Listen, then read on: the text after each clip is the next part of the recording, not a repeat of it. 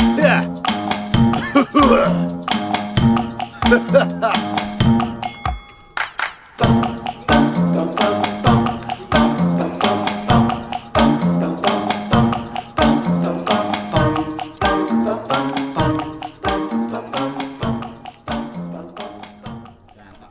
cái gì đấy ban đến đấy sẽ có cái hộp đại mà này này này nè nè tí lộn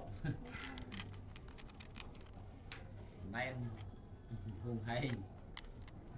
sao mà tôi phải điện rồi muốn bốc cái này thì nó cứ ăn nó bắt đi nhá đừng thẳng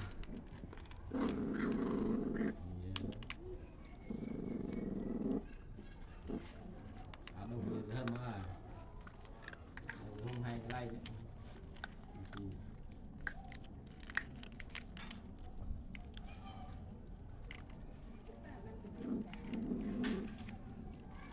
Yeah.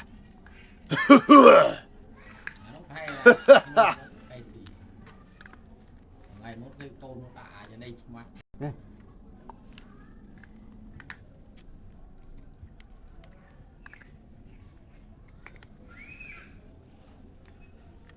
nè hả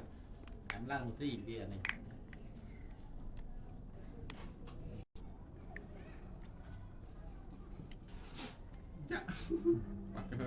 ủa có hơn ban thì cái đó chiêm ngày muốn tục chiêm đây mà chiêm băng nó đánh ngay lấy chơi chiêm mà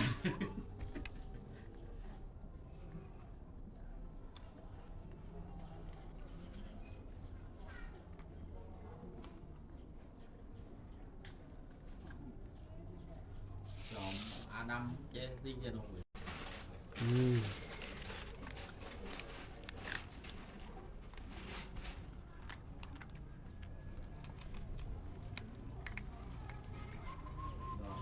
cao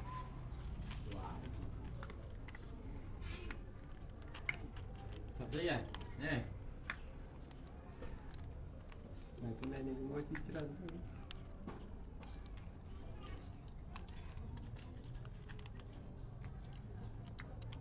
Yeah.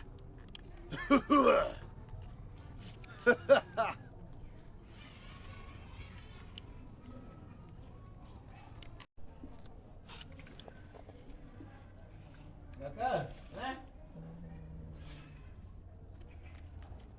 nghe này chết lo người ta một tí không đây đây này thì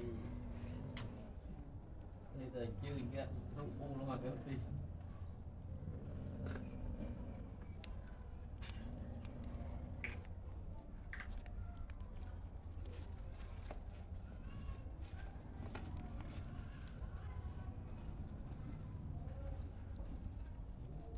bóng đấy cần tao lì bọc bớt màu khu nó pram bạch đi đi bít chúc nó sẽ tận cho mình lay lên lại mình đúng 30 trận thực phân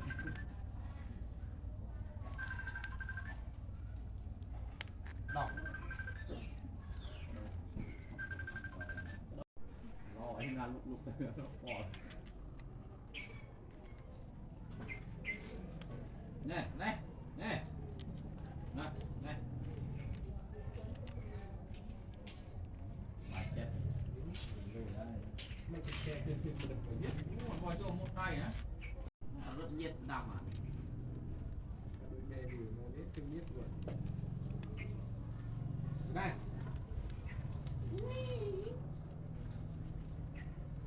ngoài vô mày lâu à thì nó đi mà gì đó đâu mà nó mò cái nó mò cái đời thằng thì làm một đồ với anh ăn đi ai chụp con luôn vòng hơn mới đây đây rồi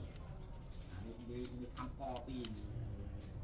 nó đi phun ba là giúp của luôn này rồi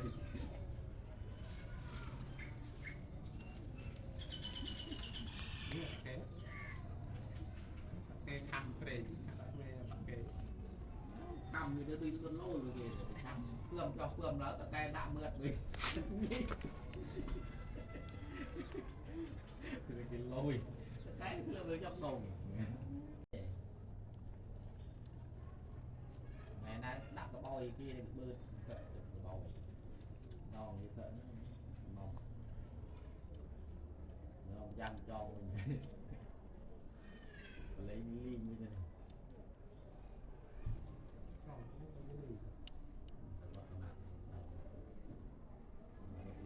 bài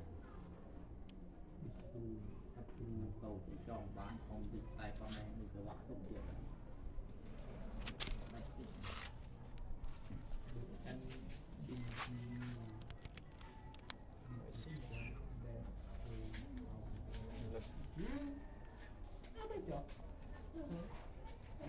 tao kể như nào mình lời tôi lưu biết là thìไม่มา มาสิได้ càng nhiều thì ngồi sĩ trong vô tay không phải chưa បានឲ្យទីជា là phun cái khmai rồi khmai ra khmai Lật tất lớp Nhất lật tất lớp Học việc tôi sẽ nghe nó ôm hết rồi chứ Không quên Mời Đặt sẵn ra lên thì cảm ơn bạn không ăn người kia vô